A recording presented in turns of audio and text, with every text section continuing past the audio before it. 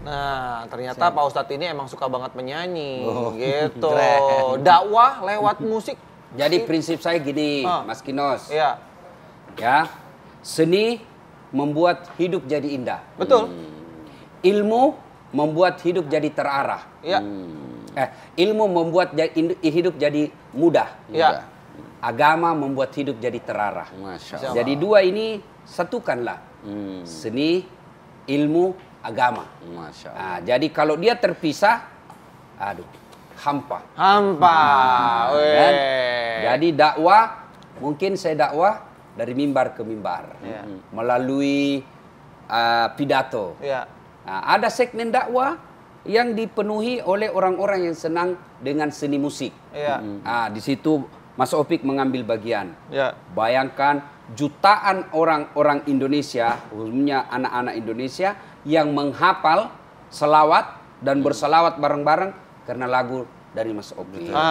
Saya pun kalau ditanya, Ustadz, bagaimana supaya saya bisa istiqomah dalam dakwah, istiqomah dalam beragama, supaya saya hijrah dengan tidak lagi terseret kemana-mana. Saya bilang aja itu, sudah amalkan aja itu Tombo Ati, lagunya Opik. Nah, baca Quran, jangan cuma dibaca, baca juga terjemahannya, baca tafsirnya. Betul. Kemudian apalagi sholat malam. Yang ketiga bersahabat dengan orang-orang soleh. Betul. Yang keempat puasa. Yang kelima zikir. Amalkan ini, insya Allah. Masya Allah. Nah, itu kan jadi mereka dengar dakwah, mereka dinasehati melalui lagu. Sebab ada juga orang gampang menerima nasihat melalui lagu. Iya. Nah, dan kalau kita bicara sejarah dakwah Islam oleh Wali Songo, mereka juga kan memperkenalkan itu dakwah-dakwah melalui lagu. Betul. Jadi bagi saya banyak versi dalam dakwah. Ya. Ada juga orang berdakwah melalui film. Siapa? Ada. Misalnya film-filmnya Rasulullah Sallallahu Alaihi Wasallam, The Messengers, memperkenalkan Rasulullah melalui film. Ada juga orang berdakwah melalui novel, tulis karya-karya tulis. Misalnya siapa? Buya Hamka. Misalnya dibawa naungan Ka'bah. Oke, luar biasa. Mas Opik, pengen tahu. Tadi Mas Opik kan bilang dulu sebelum terjun ke musik religi, pernah juga musik pop, alternatif dan lain-lain. Ada bedanya nggak sih menulis atau membuat? Ustadz, ada satu inspirasi dari satu ayat dalam Al-Quran itu, Inna arsalnaka syahidaw wa mubasyiran wa nadhira. Ini menjadi ruang saya untuk saya menulis bahwa lagu saya isinya harus persaksian saya, kabar gembira saya, peringatan saya. Kadang-kadang saya masih nulis untuk musik yang rock, itu masih saya tulis tapi isinya peringatan.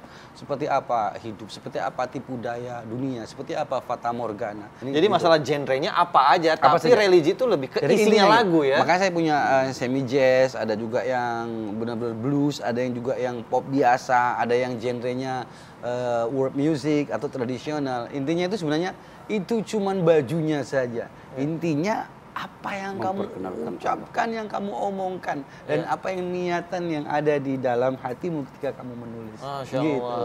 Jadi unsur komposisinya ataukah nggak pakai musik deh, cuman suara aja. Bersenandung. Sudah bisa, gini. Jadi musik tuh hanya mendukung, hanya bajunya saja. Intinya manusianya. Kemasan ya, kemasannya aja, Masya Allah. Nah, inspirasinya, fun fact ya, katanya inspirasinya itu ada yang dapat dari ayat-ayat Al-Quran, Pak Ustadz. Boleh dicontohin nggak, Mas Opik? Apa aja tuh? Banyak, misalnya syahidau mubasyirau, kabar gembira, alhamdulillah wa syukurillah, atau yang nadhira, yang peringatan, bila waktu telah memanggil teman sejati, mengingatkan pada kematian, mengingatkan indahnya kebersamaan gitu ya. Atau misalnya saya lagu tentang semesta bertasbih, wah ini persaksian saya kepada bahwa ternyata semesta ini memuja Allah, kayak gitu. Iya. Bahkan ada satu, rumput pun bertasbih. Iya, itu kan gitu. Terdengar indah, Pak Ustadz. Betul. Tapi di sisi lain malah ada yang bilang musik itu haram lah, apa segala macam. Ini gimana, Pak Ustadz? Haram tidaknya musik itu tergantung kontennya. Jadi kalau musik itu membuat orang lupa kepada Allah, ya sudah pasti haram. Apalagi yang membuat orang bermaksiat, pasti haram. Masya Allah. Karena coba buka sejarah hidupnya Rasulullah. Ketika beliau hijrah berhari-hari ditunggu di Madinah. Kemudian sahabat pada waktu itu gelisah. Muncullah Rasulullah bersama Abu Bakar Siddiq dan disambut dengan lagu. Tola al-badru alaina min saniyatil wada. Nah, itu kan dengan lagu. Jadi berdosa tidaknya lagu itu tergantung kontennya, apa isinya. Jadi ada orang berdakwah melalui musik, Mas Opik, dengan lagu-lagu pop. Ada juga lagu-lagu dandut. Ya, bagaimana Omay Rama menjelaskan kenapa minuman haram. Karena haram itu merusak akal pikiran dan itu berdasarkan dengan syariat. Ya, kenapa agama dihadirkan di dunia? Ya, salah satu diantaranya memelihara akal sehat. Itu penerjemahannya melalui lagu. Kenapa haram hamar? Karena merusak akal sehat. Ya, kemudian ada juga yang memuliakan ibu. Ya, dengan lagunya ibu, misalnya dakwanya Romai Rama juga dengan ibu, ada juga dengan Mas Opik lagu tentang ibu. Semua itu bagian daripada bagian-bagian dalam dakwah. Ya, ada yang memperkenalkan selawat. Nah, dengan lagu, ya macam-macam lah.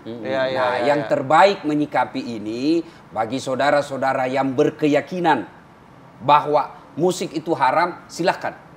Tapi janganlah sampai mencap kami yang mengatakan musik yang baik itu halal, kau tuduh kami ini sesat. Masa hanya karena saya menyanyi misalnya lagunya tadi itu lagu rap, meskipun rapuh kan dengan lagu itu, masa saya masuk neraka? Iya juga. Padahal Allah Maha Pengasih dan Maha Penyayang. Janganlah kau seperti panitia hari kiamat. Iya.